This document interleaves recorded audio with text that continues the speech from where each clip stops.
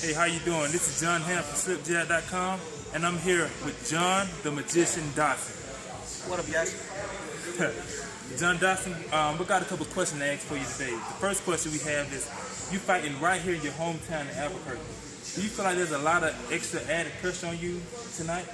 No, there's not any added pressure on me because he's coming to my hometown, so all the pressure's on him because he wants to make sure that he can beat me in my hometown and doesn't have to make a decision, because that's what comes across everybody's mind is if they're going into decision, they gotta fight a beast like me, and it might swing towards him. Yeah. All right. Well, you know, you came out for a very close loss to Demetrius Johnson.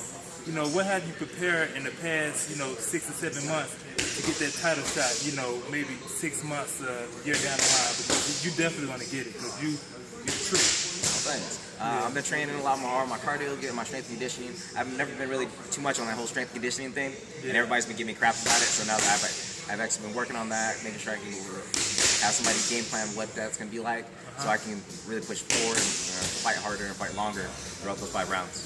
Okay. Well, tonight you're facing John Moraga.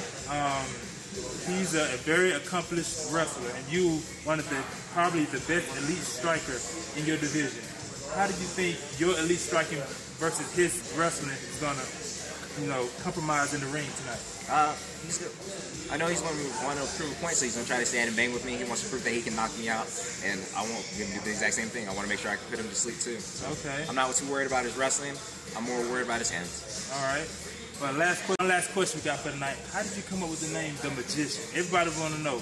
How did you come up with that name, The Magician? Actually, I didn't come up with this.